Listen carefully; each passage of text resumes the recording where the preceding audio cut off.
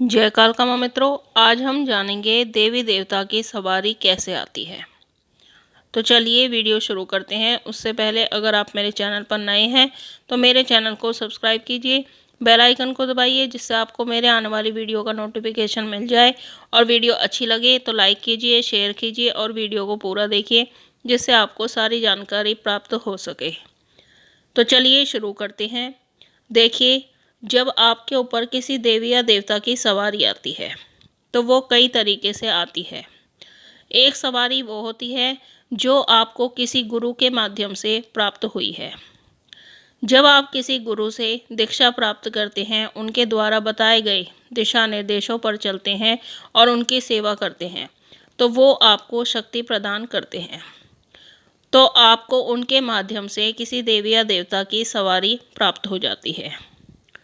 दूसरी सवारी वो होती है जो आपको आपके घर में पीढ़ी दर पीढ़ी से चली आ रही होती है। जैसे आपके दादा को कोई सवारी आती थी तो वो आपके पिता पर भी आने लगती है और फिर वो आपको प्राप्त हो जाती है। तीसरी सवारी वो होती है जो आपके पिछले जन्मों से आपकी पूजा, सेवा, भक्ति भाव से, आपको कर्मों से आपके साथ होती है। मतलब कि आप पिछले जन्म में किसी देवी या देवता की पूजा साधना करते थे तो वो उस जन्म में आपके साथ थी, तो इस जन्म में भी वो आपको अपनी भक्ति में लगाकर आपका मार्गदर्शन करके आपको सवारी के रूप में प्राप्त होती है। और चौथी सवारी वो होती है जो बिना गुरु के सवारी होती है। ये आपको प्राप्त होती है आपकी पूजा, साधना, सेवा भाव से, आपकी सच्ची भक्ति से आपको बिना गुरु की सवारी प्राप्त होती है। तो आपकी पूजा पाठ से जो सवारी आती है उसका कोई नियमित समय नहीं होता है कि वो कितने समय में आपको प्राप्त होगी। वो सवारी के ऊपर निर्भर करता है कि वो आप पर कब प्रसन्न होगी। उसमें आपको 1 साल का समय भी लग सकता है, 2 साल का समय भी लग सकता है या 6 महीने में भी आप पर प्रसन्न होकर सवारी आप पर आने लगती है। वो आपकी सच्ची पूजा, सेवा के ऊपर ही निर्भर करता है। जितना आप विश्वास, लगन और सच्चे भाव से भक्ति करोगे वैसे ही सवारी आप पर कृपा करती है। वो आपके दिल से निकली भक्ति पर ही निर्भर करता है। जब आपका मन इतना कोमल हो जाता है कि आप अपने इष्ट को देखकर रोने लगते हो, बिना बोले ही ईश्वर को देखकर भावित हो उठते हो, तब समझो आपके अंदर परमात्मा का वास हो चुका है और आपको सवारी प्राप्त हो गई है। जब आपके इष्ट, आपके देवता आपसे प्रसन्न होंगे तो सवारी के रूप में आपको उनका अंश प्राप्त होगा। तो ये तो आपको सवारी के प्राप्त होने के तरीके मैंने आपको बताए हैं कि कितने प्रकार की सवारी होती है और किस तरह से आपको प्राप्त होती है।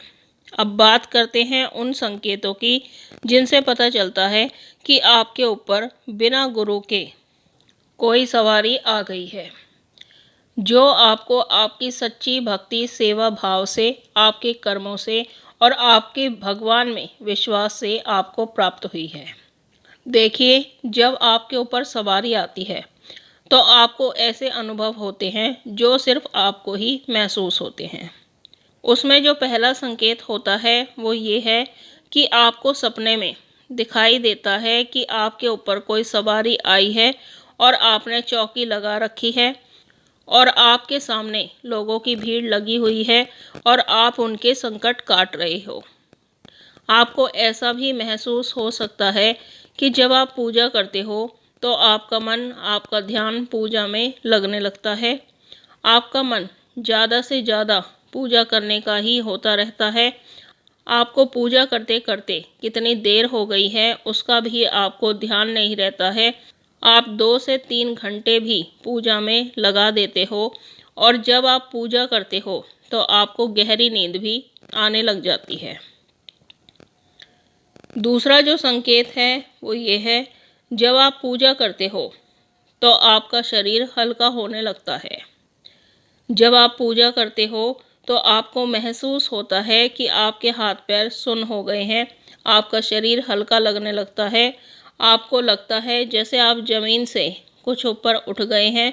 आपको अपने शरीर में गर्म ठंडी हवा का चलना भी महसूस हो सकता है।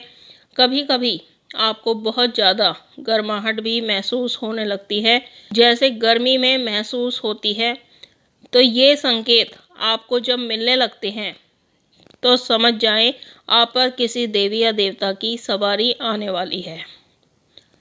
दूसरा जो संकेत है वो ये है कि जब आप अपने इष्ट देव का नाम सुनते हैं, उनका कोई भजन सुनते हैं, तो आपके रोंगटे खड़े होने लगते हैं। तो ये भी आपको संकेत मिलता है कि आप पर देवी या देवता की सवारी आने वाली है।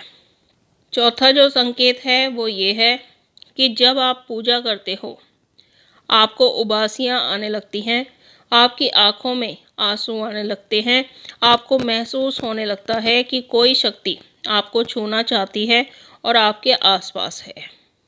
अगला जो संकेत है वो ये है कि आपको सपने के माध्यम से अपने घर के पितरों के दर्शन होते हैं, क्योंकि जब भी कोई शक्ति आपके घर के अंदर प्रवेश करती है, आपके शरीर के अंदर प्रवेश करती है, तो आपको सपने में अपने घर के पितर ही दिखाई देते हैं। तो ये बहुत बड़ा संकेत होता है कि आपके ऊपर किसी देवी या देवता की सवारी आने वाली है। अगला जो लक्षण है वो ये है कि जब भी आप किसी सिद्धपीठ या किसी सिद्ध स्थान पर जाते हो, तो आपके शरीर में वाइब्रेशन सी होने लगती है। आपके शरीर के रोंगटे खड़े हो जाते हैं, आपका सिर घुमाने का मन होता रहता है, आपका झूमने का मन होता है। आपको अपने शरीर में एक अलग तरह की ऊर्जा महसूस होने लगती है, जो आपके शरीर को फुर्तीला बना देती है। आपके अंदर आलस्य नहीं आता है जब ये ऊर्जा आपको महसूस होती है। अगला जो संकेत है वो ये है कि आपको खुद ही अच्छे और बुरे लोगों की पहचान होने लगती है। आप दूसरों के मन की बात भी जानने लग जाते हैं। आप जब पूजा करते हो तो आपके शरीर आगे पीछे हिलने लगता है। आपको अलग तरह का मजा सा आने लगता है। आपका नाचने का, झूमने का, हिलने का मन होने लगता है। आप अपने आसपास हो रही चीज़ों को भूल जाते हो। आपका मन करता है कि आप अपने इष्ट को ही देखते रहें। तो ये भी देवी देवताओं के सवारी आने का संकेत होता है। अगला जो संकेत है वो ये है कि जब आपके शरीर पर बिना गुरु के कोई सवारी आती है, तब आपके शरीर में कुछ ऐसे बदलाव भी होते हैं जिन बदलावों को आप स्वयं ही महसूस कर सकते हैं। जैसे आप शांत स्वभाव के हैं तो आपको गुस्सा आने लगता है, आपका मन अकेले रहने का होता है, दुनियादारी में क्या हो रहा है उसके बारे में आपको जानने की कोई इच्छा नहीं होती है, आपको भीड़ भाड़ पसंद नहीं होती है, आपको अकेलापन बहुत ज़्यादा पसंद होता है, आपको पूजा पाठ करना अच्छा लगता है। जब आप अपने घर के मंदिर में पूजा करने आते हो तो आपको वहाँ ज़्यादा देर तक बैठना अच्छा लगता है। तो ये भी देवी देवता की सवारी आने का संकेत होता है। अगला जो संकेत है वो ये है कि आपका मन मंदिरों में देवी देवताओं के, अपने इष्ट के दर्शन करने का ही होता रहता है। आपका मन किसी काम को करने का नहीं होता है। आपको बस हर वक्त लगता है सिर्फ पूजा पाठ ही करूं, भजन ही सुनूं। किसी से ज़्यादा बात करना भी आपको पसंद नहीं होता है। शांत रहने का मन होता रहता है।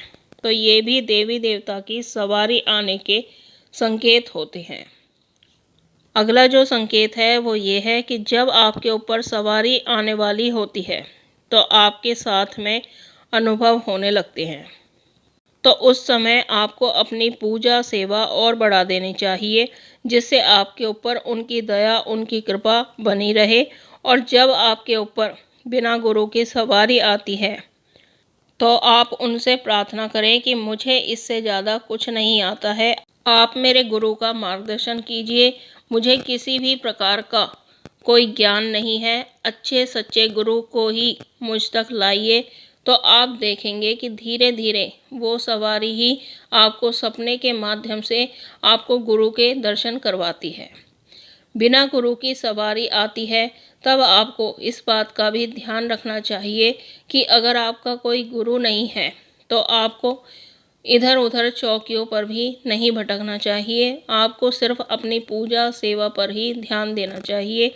आप अपनी सामान्य पूजा से अपने ऊपर आ रही सवारी को और ज़्यादा शक्तिशाली मजबूत बना सकते हैं और अपने घर के कार्य सिद्ध कर सकते हैं, अपनी मन की इच्छा पूरी करवा सकते हैं।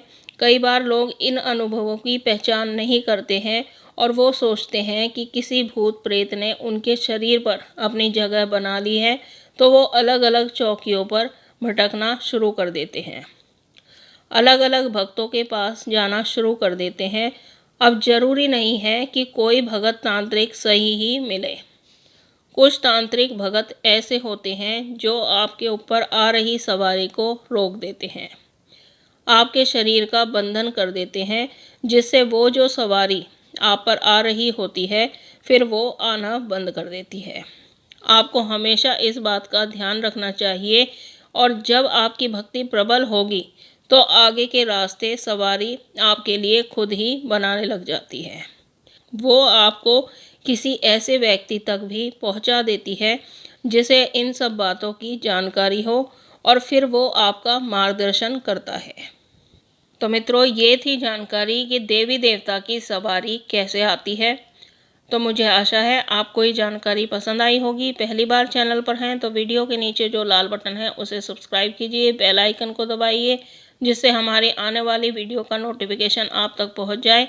और वीडियो अच्छी लगे तो लाइक कीजिए, शेयर कीजिए और सभी भाइयों बहनों तक ये जानकारी पहुंचाइए ताकि और लोग भी इसका फ़ायदा उठाएं। हम मिलते हैं एक नई जानकारी के साथ, तब तक के लिए जय महाकाल, जय महाकाली।